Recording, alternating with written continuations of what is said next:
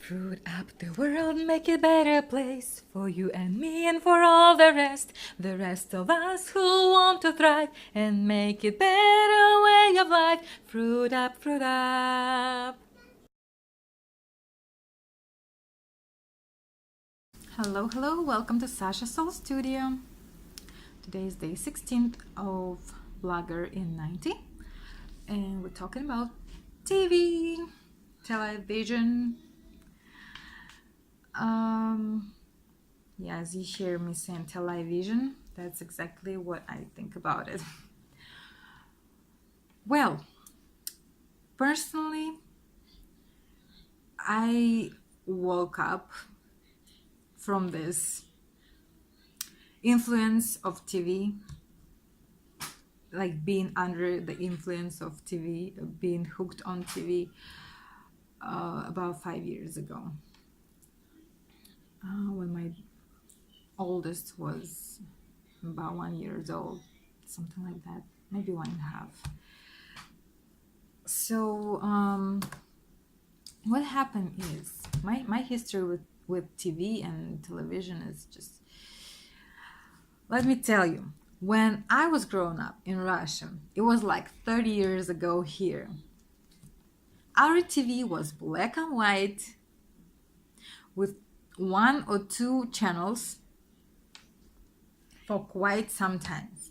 We had such a tiny TV for the whole family, and we would carry it from room to room. Like if we have a dinner, we would put it in the kitchen, or if my parents were cooking, they would put it in the kitchen, and then at night we would put it in the den, in the living room. I mean, it was so tiny, like it was that tiny. Oh, amazing. Then we got a big one, also black and white, with 4 channels. Woohoo! Then got some color, and still 4 or 6 channels. No remote. That's how I grew up, you know. So people who are in their 50s, 60s, 70s, you know, they can relate. That's how they grew up here in America.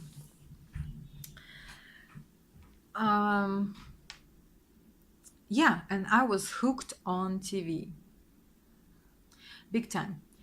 So at the time when I was in the elementary school, we had this color TV, but with 3 or 4 channels that were working.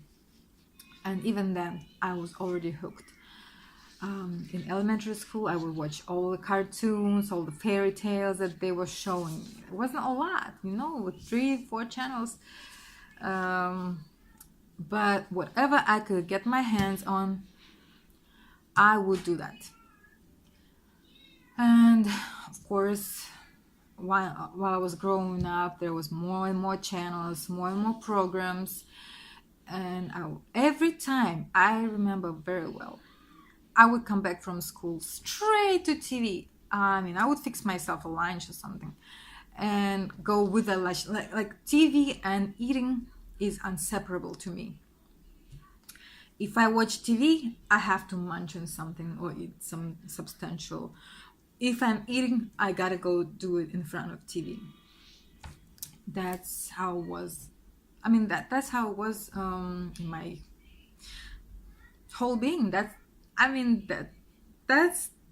the way it was, and there was no other way for me. I would be like not happy if I'm not munching on something when I'm watching, or if I'm not watching while I'm eating. And that made all things even worse, like the whole television programming and subconscious and subliminal. Anyways, then there was soap operas. I got hooked on soap operas. Once that started, oh my goodness, there was no end to it.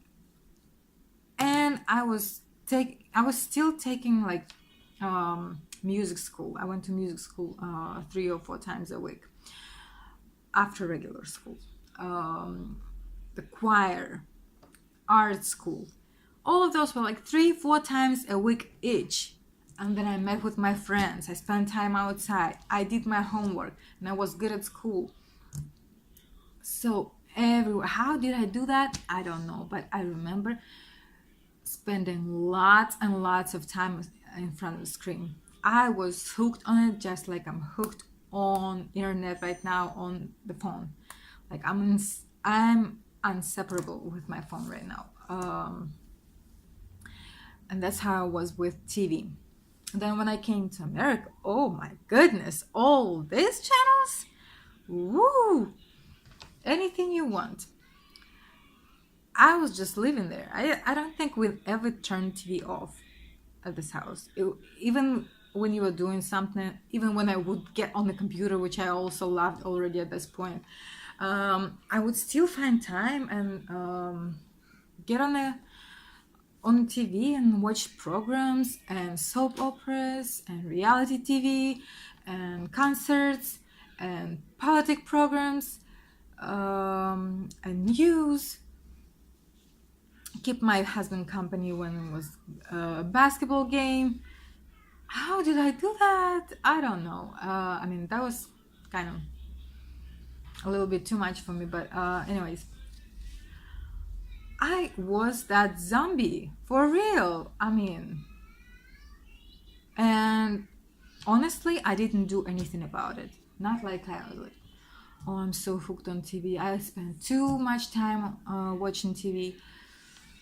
Like, even if those kind of thoughts occurred, I didn't do anything about it. I did not restrict at all my time in front of TV.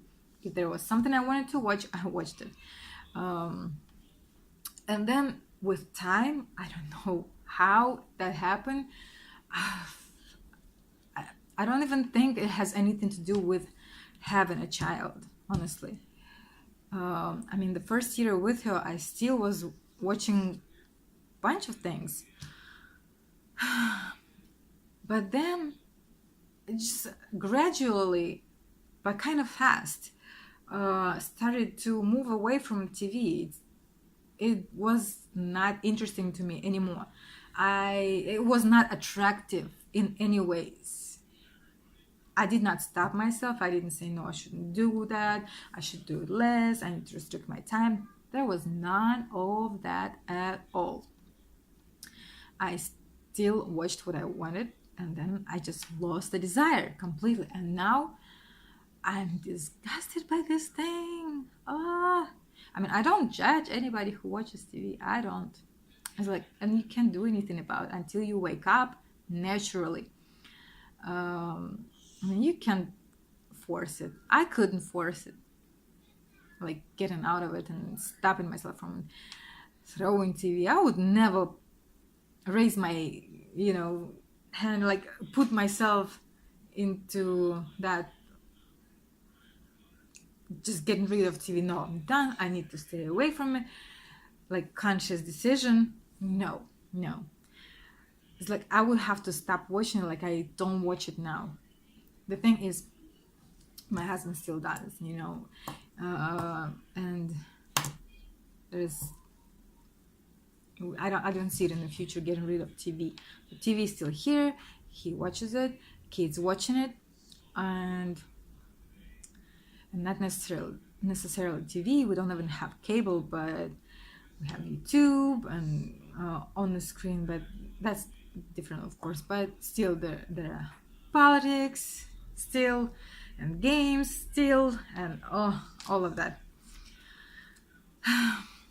The things that show on TV regular. That's why I still call it TV. But I have no interest. I don't have interest in any sitcoms that we used to watch with my husband all the time together. I lost it. Like, there is no desire. I don't know why. I don't know how. It's just, I guess the vibrations changed. I got on a different wave, and naturally it went away. Gone. I have zero interest. Like, I don't even want to watch a movie. I am so not interested, indifferent, completely. Like I would keep a company of friends or family, a group of family, of my family, watching something. I would join for a couple of hours. I would watch something, maybe a little short program or concert or comedy show or whatever, like a movie.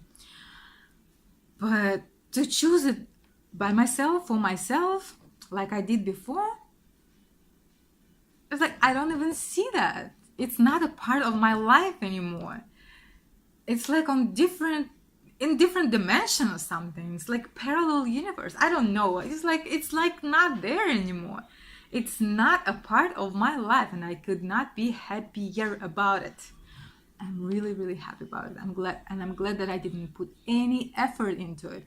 Just like I lost all the interest and I didn't want to eat any meat naturally, completely, without any effort and thought. You know, that's the same thing happened with TV. Just happened. It just happened, and I'm so happy about it. And I hope, and I wish that for everybody. I honestly do wish it for everybody, because it's programming, it's subconscious, subliminal. They feed you what they want you to know and to see. News, like, come on now, come on. 70% at least is a total lie.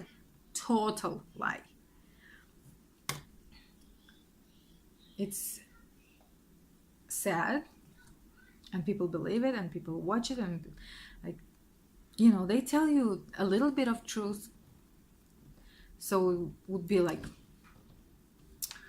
yeah, that happened, especially local stuff.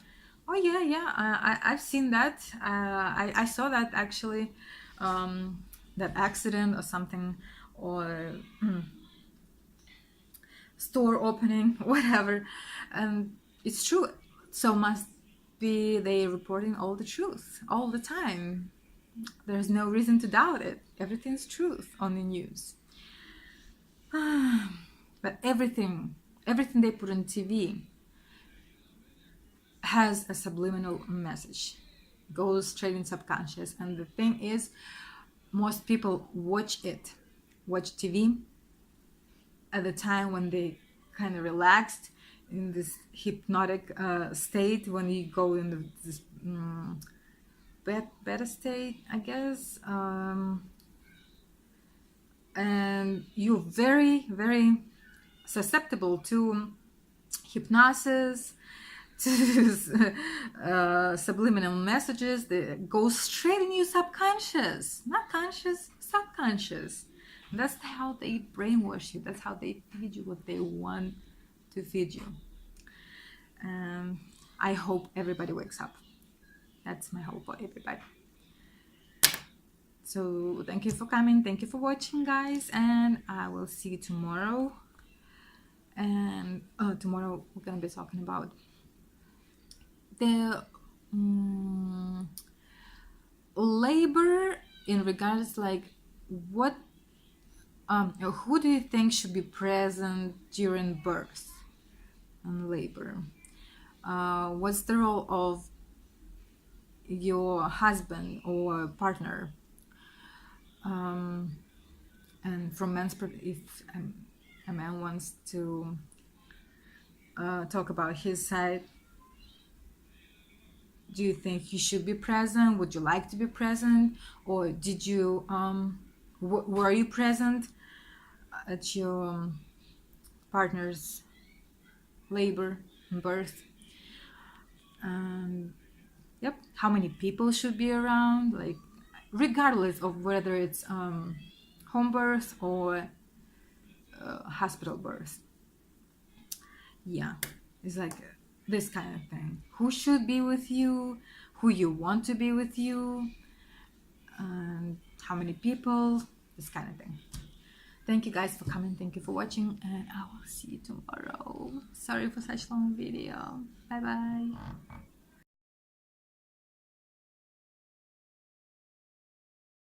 Fruit up, fruit up.